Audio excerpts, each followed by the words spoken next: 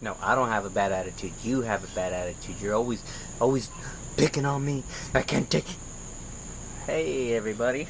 Rockie Ventura here, your John Maxwell speaker, coach, and trainer. And today I'll be talking to you about attitude.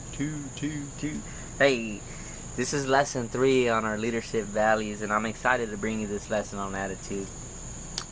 Today we're going to basically establish that attitude is a choice, and I brought a little object here to help me do that, okay? I want you to envision attitude as a paintbrush, okay? Now life will be the canvas, right? Sometimes we're just given a canvas and you got to take what you get, right? The canvas comes the way it is and you can add to it, right? Maybe you can clean it up a little bit, but still, this is what you're going to use, your attitude, to paint on that canvas. And then, of course, with every art, kind of bring out more beauty to it as an option, you can apply colors to that canvas. And let's say the colors are our mind, okay? Like how we choose to respond. Are we angry? Are we mad? Are we upset? Are we happy? Are we painting joy on that canvas? So this is an option that we can choose to take. And what I want to establish today is that attitude is the decision maker in your life. If I can think of one thing that sets people apart from everything else, it's how they approach life. Alright, you'll be able to get to your destination quicker with a better attitude. Okay, now I'm not saying you'll be able to control everything. Let's be honest, there's things that we can't control in our life, but you can control how you respond to those things. Okay, and that's what we'll talk about. I want to convince you that there's ways that you can establish a positive outlook on life to help you approach these things a little better. Here at the John Maxwell Team, one of the ways we do that is by taking a simple stance, and I'll illustrate it in these sentences here for you. Alright, number 1, we automatically say and admit, hey, life is filled with good and life is filled with bad. Okay, pretty simple. Some of the good and some of the bad I cannot control. And that's just life, right? I mean, when good things happen to us, we're all excited, yeah, and then when bad things happen to us, it's like, boo. Some of it we can't control. Some of it we can, but some of it we can't. And we just say, okay, there's going to be some things that happen, I can't control that, right? Some of the good and bad will find me. Alright, this is, I think, of a cloud, right? I mean, you ever see on the news a 60% chance of rain, and it just so happened you're in that 60%, right? So some of it's gonna find you. Maybe someone who has a grudge against you, they're just gonna find you that day and like take it out on you. Some of it's just gonna find you, and we take that stance. Okay, well, this stuff happens, right? Now here's the outlook that we take, though. If I have a positive outlook on life, the good and bad will become better, right? So no matter what it was, things just get better when I look at it as a, I guess, half glass full perspective. But if I'm negative about it, I mean, the situation's still there, and now I'm adding more fuel to the flame by being negative about it. So it's not going anywhere. So therefore, here's what we say at the JMT, John Maxwell Team. I choose to have a positive outlook on life. And this is really the basis of the story here today. It's just having a positive outlook on life. Your positive attitude will help you overcome difficulties, okay? Now, it's not what happens to me, but it's what happens in me that counts. Something inside of you has to be changing. You want to be better. You want to do better. So don't always focus on, well, this always happens to me. Or you ever meet those people that, I knew it, of course. This always happens. You met those kind of people, right? It's just like, what can you do? I mean, that's the life stance, that's the outlook they're taking. But having a positive outlook on life, it will change you if you choose to take that approach. All right. But sometimes we can have a positive outlook on life, and still, it's just like you're having a bad day, right?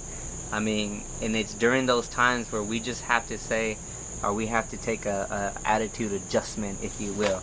And it's not always easy to make attitudes adjustments, but sometimes that we got to do that, right?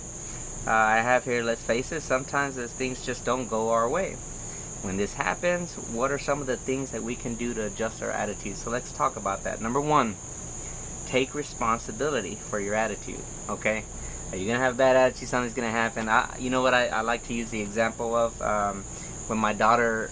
So we gave my daughter an iPad pretty early in her life, and well, she was pretty young. I don't know what we were thinking, getting her a very expensive object, and she broke it. Let me just put it that way. And I was so mad. I mean, I remember being so mad because we spent a lot of money. We take pride in what we have, and we try to be good stewards of what we have. And I remember she broke it, but having been going through these kind of attitude lessons and just trying to focus on that, I remember thinking, all right, Rock, time to take responsibility, right? And so some of the ways that I approached this scenario, and it took a while, don't get me wrong, it didn't happen like that second, but some of the ways that I approached that scenario is I asked myself, well, number one, did I teach her how to use the iPad, and did I tell her what to do, what not to do, right? I really didn't take the time to show her how to manage and maintain the iPad. Number two, I did the unpardonable sin, if you will, of not putting a protector on it.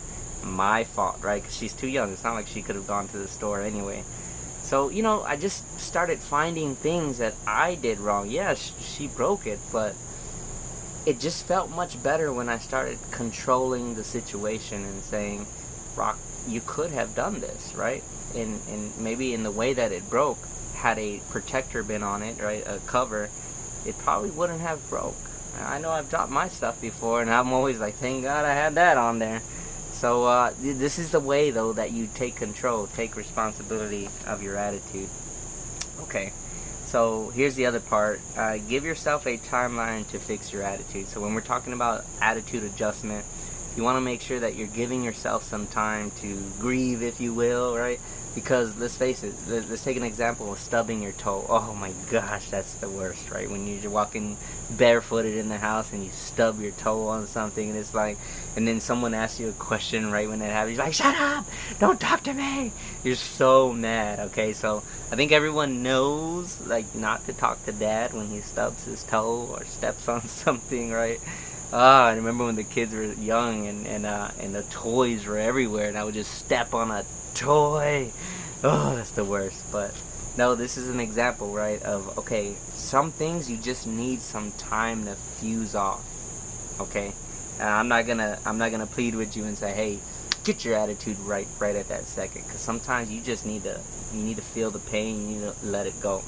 So what I do is I place myself in a safe environment to do that. I usually go to the restroom or go to my room, close the door. I've even gotten better, so good to where now I'm like, hey, Priscilla, I gotta go to the room. You just saw what happened. Let me just cool off. Now I kind of do that. Before it wasn't like that. I'd be like, don't talk to me. But stubbing the toe, it's a big deal. It's a big deal, okay? But again, you gotta give yourself you gotta give yourself some time to cool off on these things, okay? Another thing that we do in the household is when we're doing when one of us get angry, we kind of fostered this culture of making each other laugh, and we do this by we'll look at each other in the eye, right? Like say I'm in a bad mood because the I don't know, the dishes aren't washed or something, right? And it was like somebody else's turn, and I come home angry in a bad mood, and I'm already in a bad mood from work, maybe attitude adjustment really serious, right? And then so my kids, they can sense immediately when I have a bad attitude, and so they'll be like, you're gonna laugh in 5, 4, 3, and then before they even get to 1, like I'm already there, right? So yeah, that's a technique or a tactic that we use to kind of lighten the mood and kind of fix some of that stuff. The other thing is, all right, manage your attitude daily, right? This is a big one, because if you're managing your attitude on a daily basis, then you can increase your chances of not letting that attitude affect you. All right, and so here's what I mean by that. Maintaining the right attitude is easier than fixing a bad attitude, right? So you want to start your day off right. Find things that influences your senses, right? Food, smell. You want to get a good breakfast in the morning, maybe if you're grouchy. Sleep, right? Are you sleeping right so that in the morning you're not grouchy already and you started off bad? Did you set your alarm in time? Are you giving yourself enough time? Or every day you're just rushing to work and then now you're blaming the traffic because you know you're going to be late? Like, these are some things that you can be proactive with and influence that so that it doesn't negatively impact you. Okay, I call this risk management, right? Risk management is taking time to teach, to prepare yourself, and to avoid. Again, going back to that iPad scenario, if I had taught my daughter what not to do, the risk would have been mitigated and maybe it wouldn't have even happened, right? So risk management, what are you doing? Did you leave your glass cup on a counter where a kid's or a cat or a dog can accidentally knock it down, and then you get angry because you stepped on a piece of glass? These are some scenarios that you can probably impact and affect, all right? Feed your positive attitude and starve your negative attitude, all right? There's an Indian proverb, Native American Indian proverb, that talks about two wolves, right? And the chief is telling the son, hey, there's two wolves within us. And the son asks, well, which wolf and the wolves is evil and bad. And so the son asks, well, which wolf will win within me, the good one or the bad one? And the chief just simply responds, whichever one you feed the most. And that's true, right? Like, if you're always negative, that's the one that's going to win. But we've already established that being a positive person will help you in your life. So you want to find ways to be positive. Like, just look at sunsets, or look at the sun coming up in the morning. Find good. That's why I said in my last, in one of my other lessons, to do service. Go out there and help people succeed, serve them, and help them in whatever they may need. And then lastly, as we close out this lesson, there's so many benefits to being a positive outlook type person. Alright, now I'm not talking about this happy-go-lucky joy, kumbaya. I'm just talking about, hey, understanding that stuff happens. Okay, own it, right? Own what you can control and fix it and do something about it. But when you have this kind of mindset where, alright, I'm gonna adjust my attitude and have the paintbrush, right? I'm gonna paint the way I want life to be. When you have that kind of an attitude, you're going to start enjoying life better. You will. And even if you feel like you're in a negative situation, I want to encourage you to find the positive in it. When you do that, you'll also become more successful because now you're approaching life in a better way. You inspire others as well, and you influence them to have a positive attitude. Alright, and some people just need that example. I mean, it's just, especially if you're in an environment where everything's negative, maybe you're the one to show them a different perspective in that environment. And then you show gratitude for people in life. Alright, when you have a positive attitude, you'll start showing gratitude and saying, hey, thank you for doing that. Now with my daughters, she hasn't broken anything lately. But I'm usually like, hey, thank you for not breaking it. Thank you for being mindful of, thank you for washing the dishes. Thank you.